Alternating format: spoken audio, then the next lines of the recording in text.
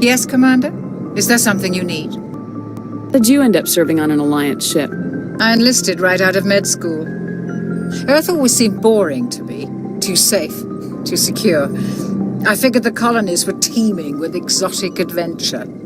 I wanted to travel the stars, tending the wounds of tough soldiers with piercing eyes and sensitive souls.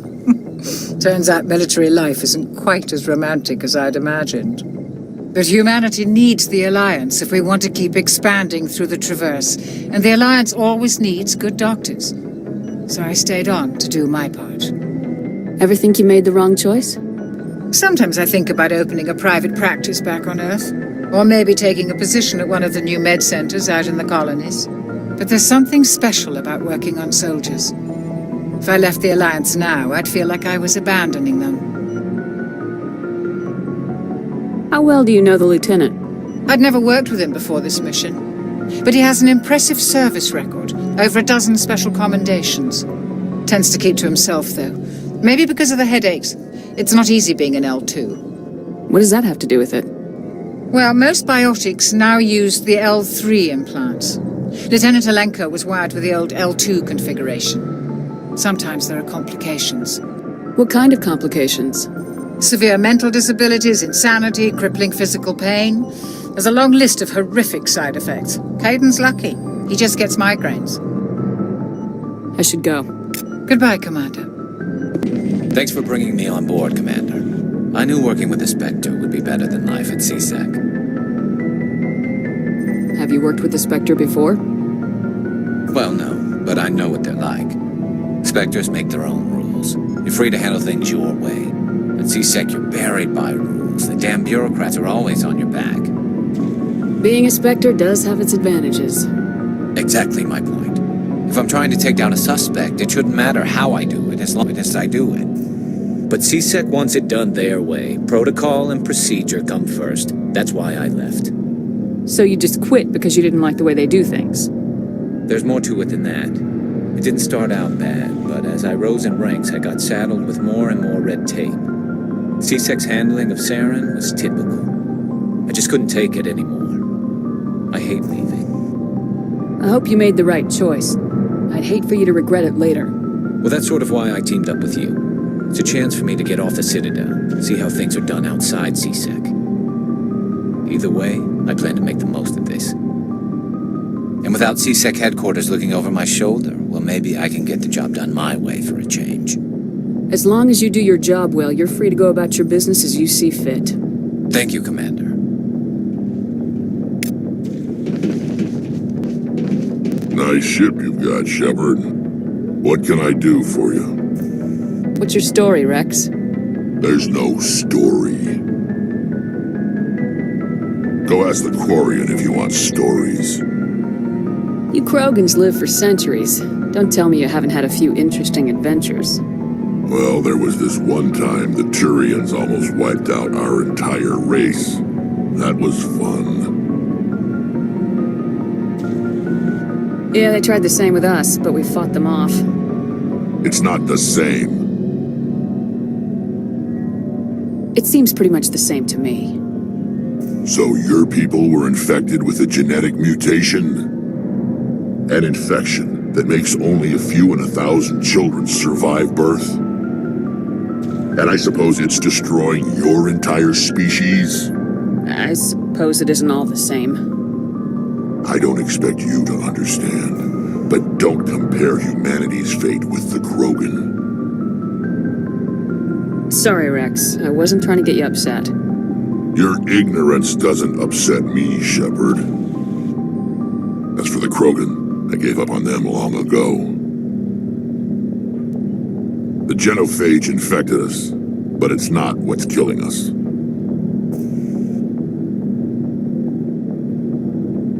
Are your people really dying? We're sure not getting any stronger. We're too spread out. None of us are interested in staying in our own system. Lots of species have left their homes and prospered. But they go to colonize new worlds. We're not settlers. We're warriors. We want to fight. So we leave. Hire ourselves out. And most of us never go back. Can you tell me about the genophage? Ask the Solarians if you want details. They made it. All I know, it makes breeding nearly impossible. Thousands die in stillbirth, and most never get that far. Every Krogan is infected, every one. And no one's rushing to find a cure. Why don't the Krogan try to find a cure? When was the last time you saw a Krogan scientist?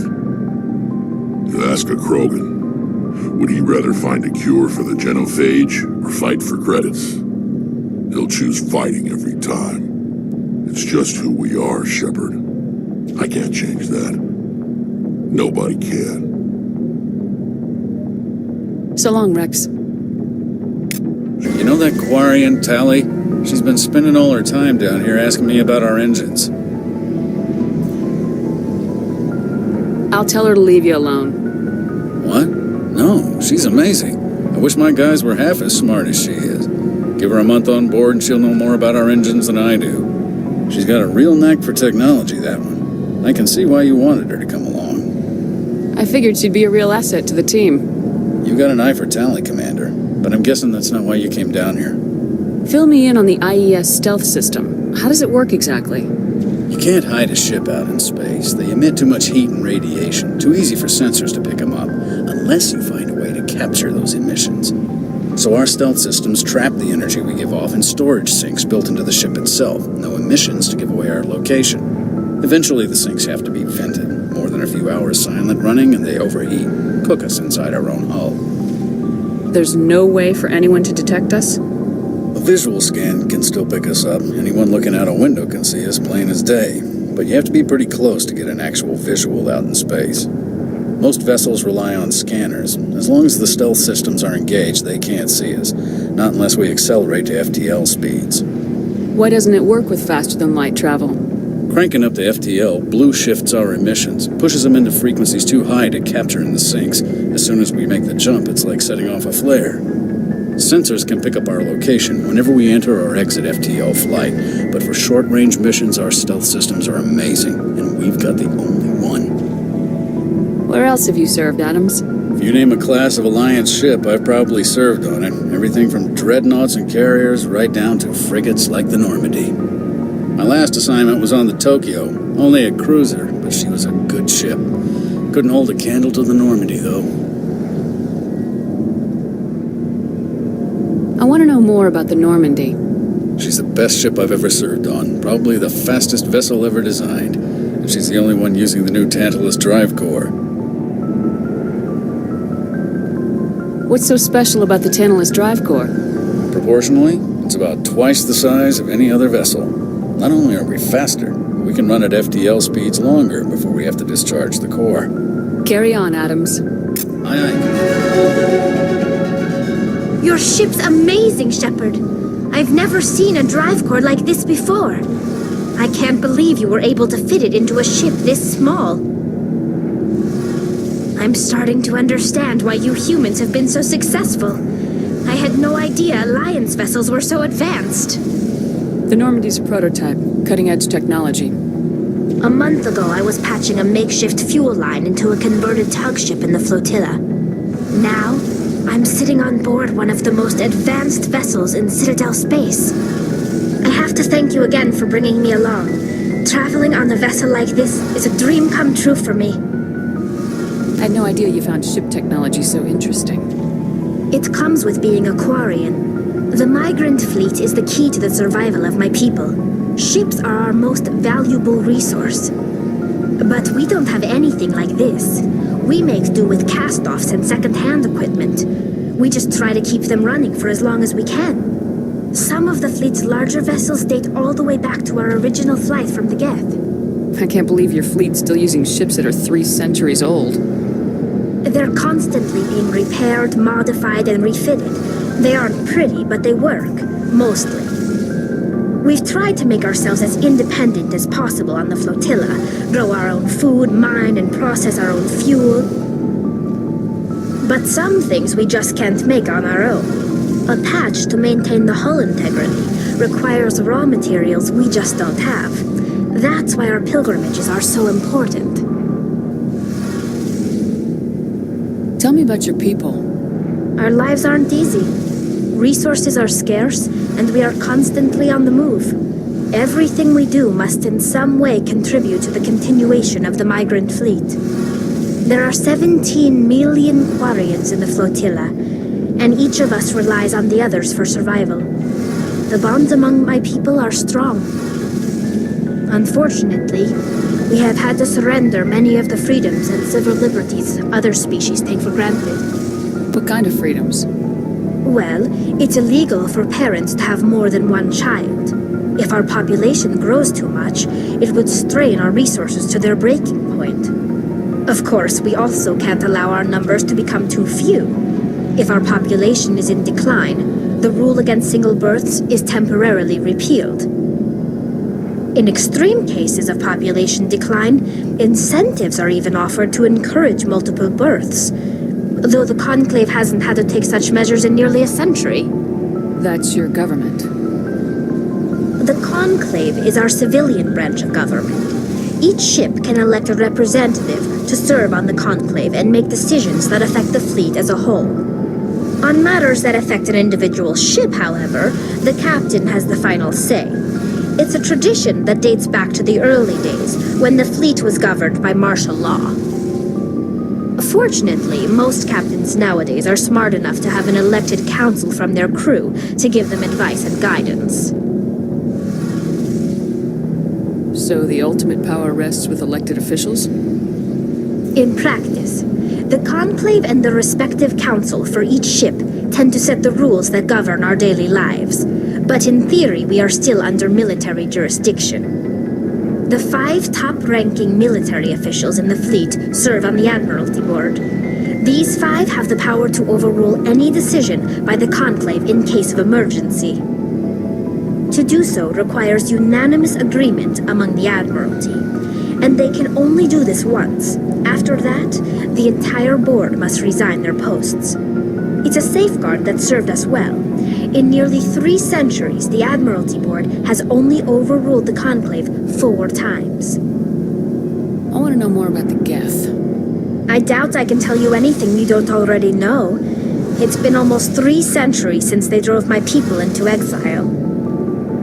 All I know is the story of their origins, what they were when we created them, and how they turned on us. Interesting. The Geth were originally created to serve as an automated manual labor force. Initially, their intelligence was as limited as any VI. Over time, we made small modifications to their programming to allow them to perform more varied and complex tasks, bringing them closer and closer to true AI status. How come the council didn't step in and stop you? This wasn't true AI research. We may have been skirting the bounds of the law, but we never did anything that was actually illegal. The changes were so insignificant, so gradual, that we were able to control them. Or so we thought. But one thing we underestimated was the power of the neural network. 1 million Geth thinking simultaneously created an inherently unstable matrix. What made them rebel? As we built more and more Geth, their effective intelligence became more sophisticated, more abstract. One day, a Geth began to ask its Quarian overseer questions about the nature of its existence. Am I alive? Why am I here? What is my purpose? As you can imagine, this caused a near panic among my people. I don't see what's so bad about those questions. The Geth were created to engage in mundane, repetitive, or dangerous manual labor. That's fine for machines, but it won't satisfy a sentient being for long. The Geth were showing signs of rudimentary self-awareness and independent thought. If the Geth were intelligent, then we were essentially using them as slaves. It was inevitable the newly sentient Geth would rebel against their situation. We knew they would rise up against us, so we acted first. A general order went out across all Quarian-controlled systems to permanently deactivate all Geth. The Geth responded to this order violently. Hey, you can't blame them for fighting for their survival. We had no other choice. The Geth were already on the verge of revolution. By acting quickly, we had a chance to end the war before it began. The hope was that most of the Geth would still be little more than machines, incapable of organized resistance. But they had progressed much further than anyone anticipated. The war was long and bloody. Millions upon millions of Quarians died at their hands. In the end, we were forced to flee our own homeworld. We feared the Geth would pursue us, but they never came beyond the Veil. Now we drift through space, exiled, searching for a way to reclaim what was once ours.